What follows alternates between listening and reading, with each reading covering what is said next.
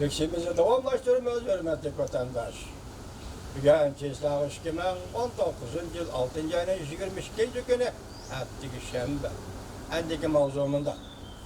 Devlet İşler Katibi Mike Pompeo, Amerika Qo'shma Shtatlari Devlet İşler Katibi Mike Pompeo, Amerika Qo'shma Shtatlari Shinjongda nazarband qilingan Uyg'ur qatorliq ostonliq millatlarning eg'er shart-sharoitiga ko'ngil bo'ladi deb ko'rsatdi mavzuli xabar 6 ayning 21 kuni Amerika ovozining Xitoycha programmasi e'lon qilindi. Xabar bunday boshlanadi. Amerika Qo'shma Shtatlarining Davlat ishlar kotibi Mike Pompeo 6 ayning 21 kun bayonot e'lon qilib bunday ko'rsatdi.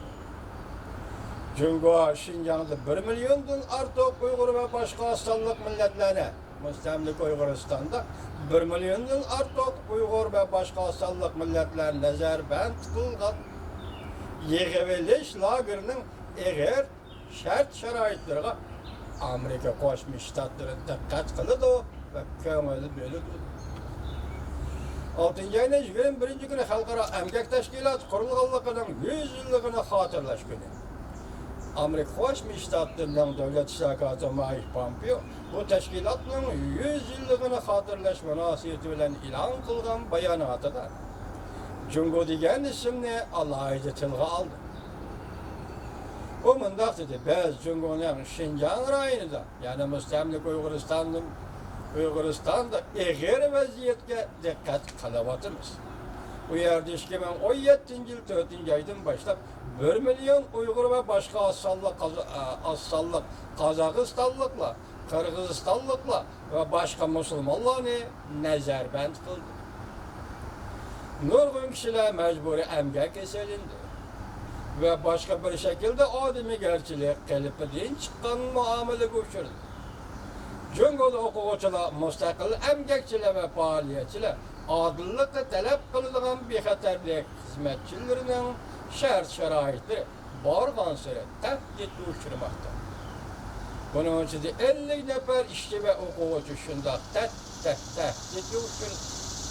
Chunki bu kishilar ishchilarning ishchilar soyuzi qurishini qo'llaganligi uchun qo'lga olindi, nazarband qilindi.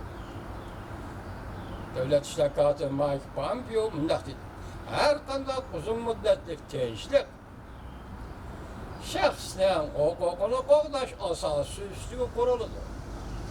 Jumladan ishchilar, yollanma ishchilarning erkinligi, kollektiv suhbatlashish huquqi ustiga quriladi.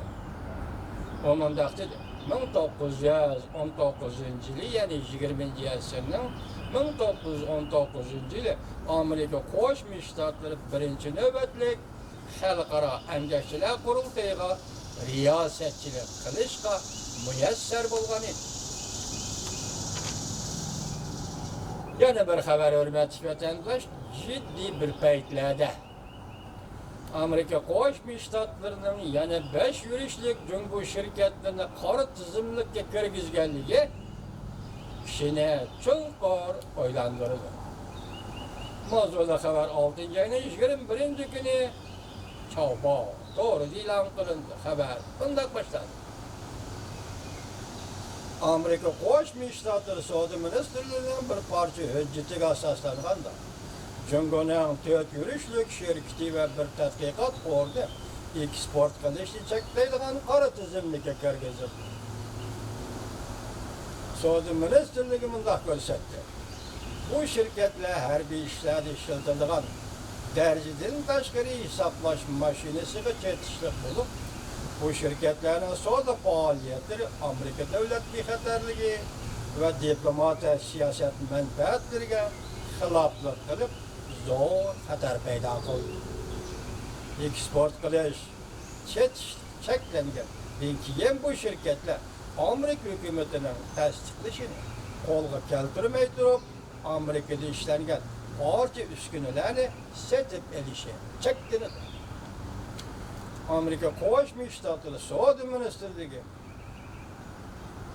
Junko Shuguang, ya'ni Sogun, Wuxi Jiangnan hisoblash shtat texnikasi tadqiqot o'rni, Haiguang shirkati, Haigun Çindu Texnika Çeklik şirketi qatarlıq 4 yürüşlük şirket eksport qilishni cheklash qor tizimligiga kirgizildi. Savdo ministrligining keltirgan sabablari bu shirkatlar harbiy ishlarda ishlatadigan hisoblash mashinalariga chetishlik degandan iborat. Buni Amerika savdo ministrligi da'vat qildi. Şunlaşqa bu şirketler Amerika'nın devlet bexatarligi ve diplomatik siyaset faaliyetlerine zor xatar paydo qildi. Şunlaşqa Amerika hükümeti Cumhuriyeti'nin bu şirketlerini qora tizimligiga kirgizib, bu şirketlerin Amerika hükümetinin tasdiqini almay turib, Amerika'dan shunga munosabatlik kichkina va zapchastlarni setib olishini chekladi.